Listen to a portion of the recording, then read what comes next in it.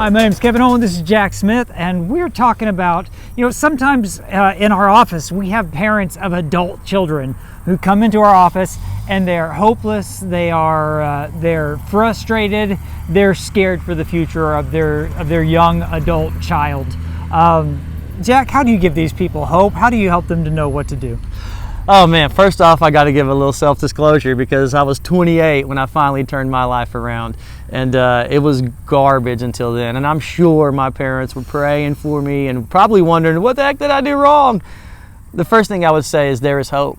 No matter how old that adult child is, you can't quit. You can't give up. Maybe the next prayer will be the breakthrough moment. So the first thing I would say is don't stop. Don't stop trying. Don't stop praying. Don't stop believing.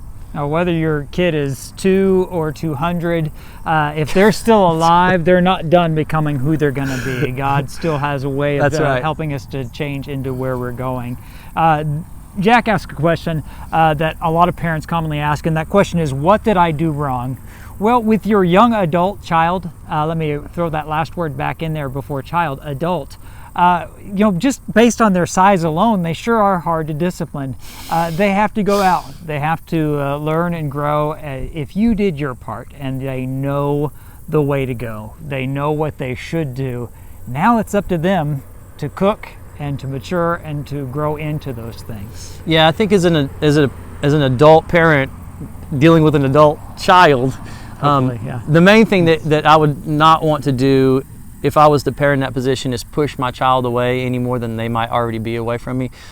So even though they're acting like a little kid, they're still an adult by age, and you can really offend an adult by treating them like a little kid, even though they're your child. So the first thing I would do is make sure that I wasn't pushing things on them, but that I was there for them, that I was going to be a support system for them, that I was going to have knowledge and information and wisdom that I can pass on to them if they want it.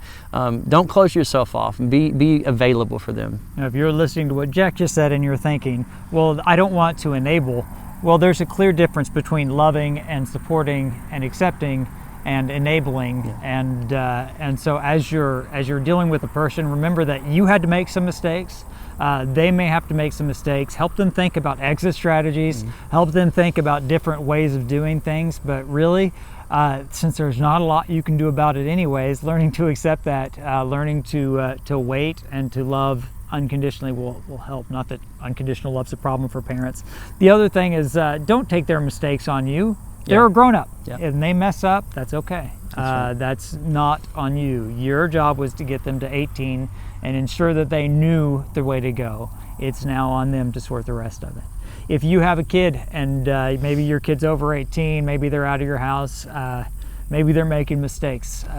It's hard to see them. You held this little person, you love this little person, and if you need somebody to talk to about the frustrations, because, well, you can talk to us about it without making them feel defensive, feel guarded towards the direction they're going, which would be the last point that I didn't even get to, was try not to make them defend their wrong decisions in a way that makes them defend it and hold it and protect it.